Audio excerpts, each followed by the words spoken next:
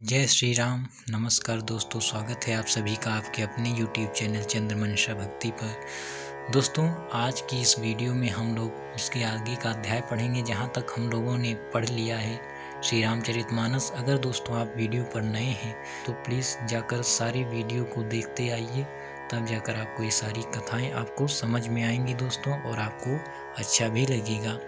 तो चलिए दोस्तों, शुरुआत करते हैं आज का अध्याय।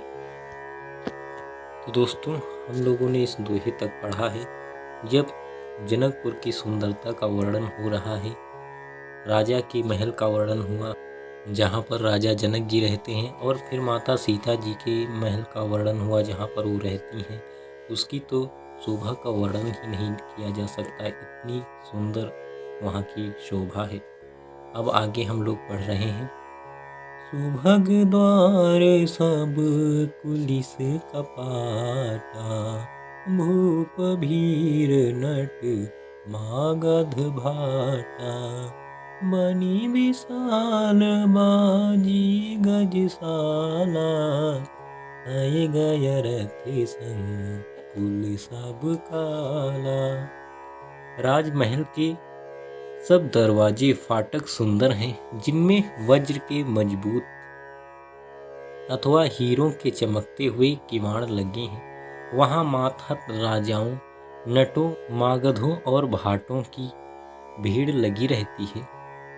घोड़ों और हाथियों के लिए बहुत बड़ी बड़ी घोड़शालें और गजशालाएं, पीलखाने बनी हुई हैं, जो सब समय घोड़े, हाथी और रथों से भरी रहती हैं। दोस्तों, राजमहल के दरवाजे जो हैं, फाटक बहुत ही सुंदर हैं, वज्र के समान और मजबूत हैं, और वहाँ पर मागधों और भाटों की भीड़ लगी रहती है। बड़ी बड़ी घोड़शालें भी हैं, गजशालाएं भी वहाँ हैं। सूर सचिव से नप बहु तेरे, नप ग्रह सरिस सदन सब कीरे, पुर बाहर सर सरित समीपा, उतरे जहाँ तहाँ विपुल महीपा।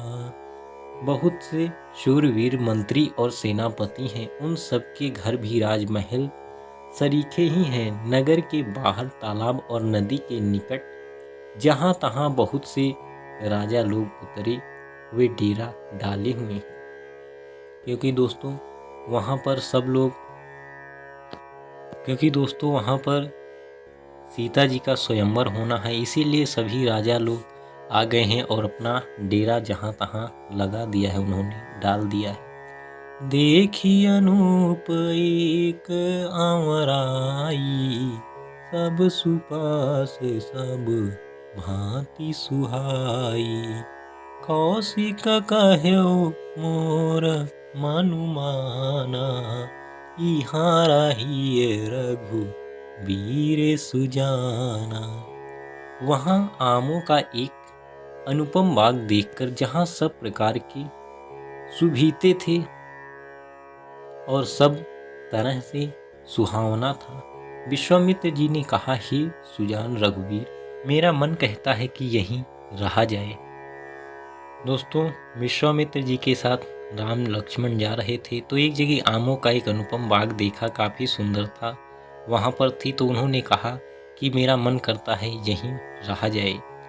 भले ही नाथ कही कृपा निकेता, उतरे तहाँ मुनि वृंद समेता, विश्वामित्र महामुनि आए, समाचार मिथिलापति पाए।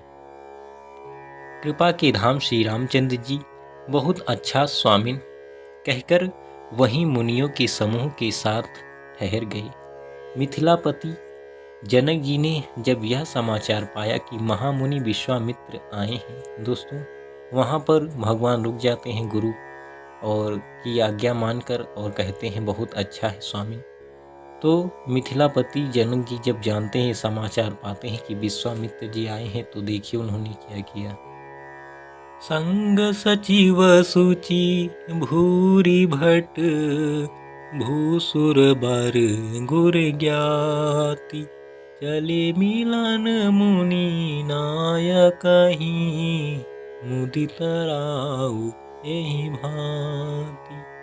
तब उन्होंने पवित्र हृदय के ईमानदार स्वामी भक्त मंत्री बहुत से योद्धा श्रेष्ठ ब्राह्मण गुरु शतानंद जी और अपनी जात के श्रेष्ठ लोगों को साथ लिया और इस प्रकार प्रसन्नता के साथ राजा मुनियों के स्वामी विश्वामित्र जी से मिलने चले। दोस्तों, उन्होंने कुछ ईमानदार मंत्रियों, बहुत से योद्धा लिए और श्रेष्ठ ब्राह्मण और गुरु शतानंद जी के साथ गए और प्रसन्नता के साथ राजा ने उनसे मिलने और चल देते हैं। कीन्ह प्रणाम चरण धरि माथा, दीन्हि आशीष मुदित मुनिनाथा। विप्रवृंद सब सादर बंदे, जानि भागे बड़ राउ आनंदे। राजा ने मुनि के चरणों पर मस्तक रखकर प्रणाम किया। मुनियों के स्वामी विश्वामित्र जी ने प्रसन्न होकर आशीर्वाद दिया। फिर सारी ब्राह्मण मंडली को आदर सहित प्रणाम किया और अपना बड़ा भाग्य जानकर राजा आनंदित हुए। कुशल प्रश्न कही बारहि बारा, विश्वामित्र न कही बैठारा। तेहि अवसर आए दो भाई, गए रहे देखन फुलवाई। बार बार कुशल प्रश्न करके विश्वामित्र जी ने राजा को बैठाया। उसी समय दोनों भाई आ पहुँचे जो फुलवाड़ी देखने गए थे। दोस्तों, राजा को बैठाया विश्वामित्र जी ने सारी कुशलता पूछकर। तब तक दोनों भाई भी आ गए जो फुलवाड़ी देखने गए थे। श्याम गौर मृदु बयस किशोरा, लोचन सुखद विश्व चित चोरा। उठे सकल जब रघुपति आए, विश्वामित्र निकट बैठाए।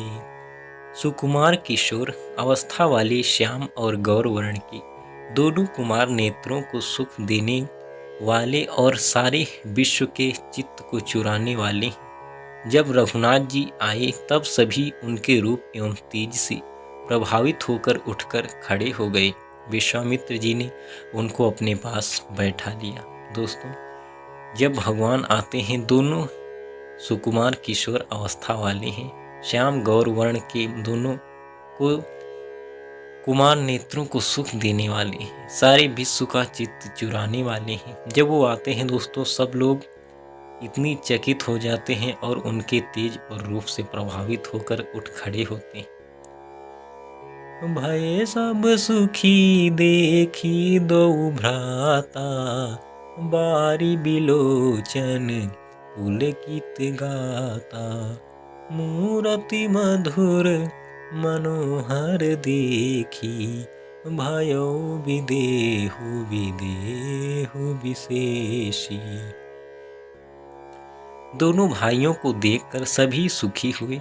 सबके नेत्रों में जल भर आया। आनंद और प्रेम के आंसू उमड़ पड़े दोस्तों, और शरीर रोमांचित हो उठे।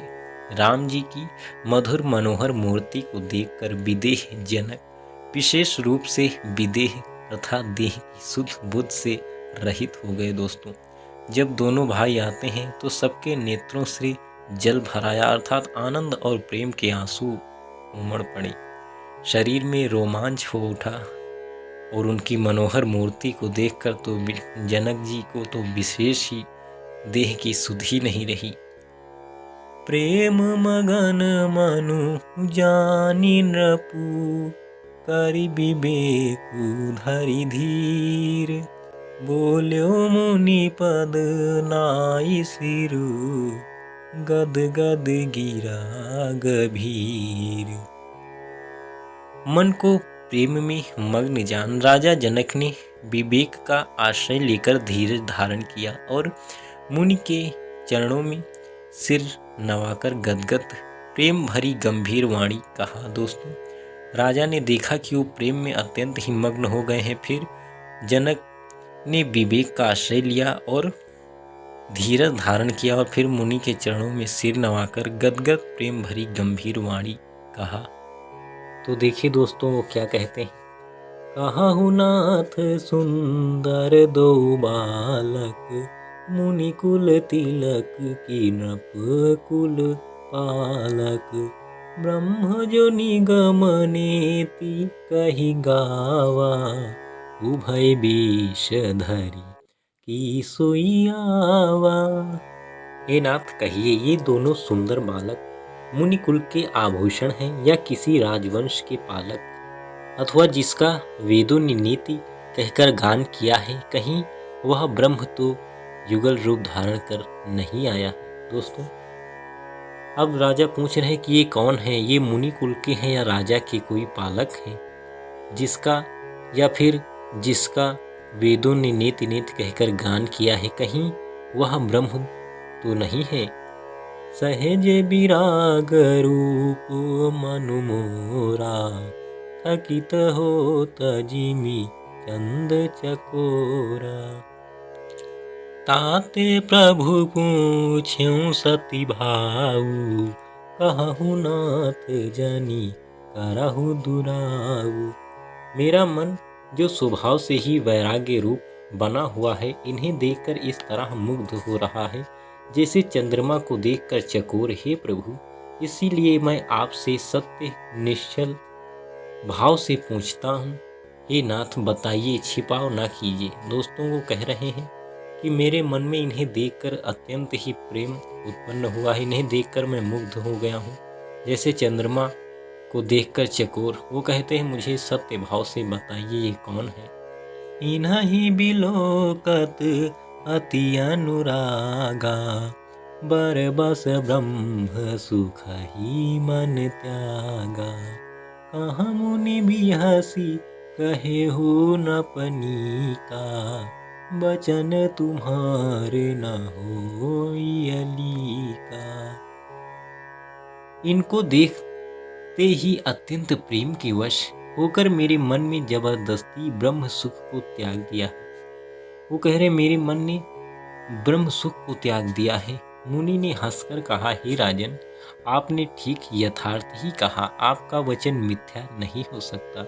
वो कह रहे मैं प्रेम के वश इतना हो गया हूँ कि मेरा मन ब्रह्म सुख त्याग दिया है। तो विश्वामित्र जी ने हंसकर कहा कि आप सत्य ही कह रहे हैं। ये प्रिय सबहि जहाँ लगी प्राणी, मन मुसुकाहि रामु सुनि बानी। रघुकुल मनि दशरथ के जाए, मम हित लागी नरेश पठाए। जगत में जहाँ तक जितने भी प्राणी हैं ये सभी को प्रिय हैं। मुनि की रहस्य भरी वाणी सुनकर श्री राम जी मन ही मन मुस्कुराते हैं, हंसकर मानो संकेत करते हैं कि रहस्य खोलिए नहीं। तब मुनि ने कहा, हे रघुकुल मणि, महाराज दशरथ के पुत्र हैं, मेरे हित के लिए राजा ने इन्हें मेरे साथ भेजा। जब दोस्तों राजा ने पूछा तो विश्वामित्र जी ने रहस्य भरी वाणी से कहा कि ये सबके मन को प्रिय हैं, जितने भी प्राणी हैं। तो भगवान भी मुस्कुराने लगे, श्री रामचंद्र जी, क्योंकि विश्वामित्र जी भी सब जानते थे कि ये परब्रह्म ही हैं। तो उन्होंने हंसकर मानो ये संकेत किया हो श्री राम जी ने कि रहस्य ये खोलिए मत, अर्थात इसको छुपा ही रहने दीजिए, कोई इसे जान ना पाए। तब उन्होंने कहा कि ये दशरथ के पुत्र हैं और उन्होंने मेरे हित के लिए इनको मेरे साथ भेजा है। राम लखनु दो बंधु बर, रूपशील बल धाम। मख राख्यो सबु साखी जगु, जीते असुर संग्राम।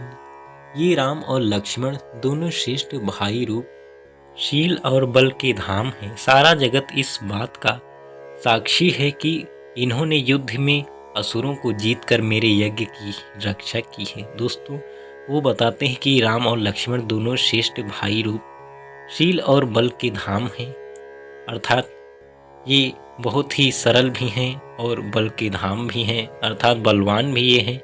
इस बात का सारा जगत साक्षी है कि युद्ध में असुरों को जीतकर इन्होंने मेरे यज्ञ की रक्षा की है दोस्तों। तो देखिए वो श्री राम और लक्ष्मण के बारे में बता रहे हैं दोस्तों कि वो कौन है। तो अब इसके आगे की कथा हम लोग अगले अध्याय में पढ़ेंगे। आज के लिए इतना ही। जय श्री राम, नमस्कार।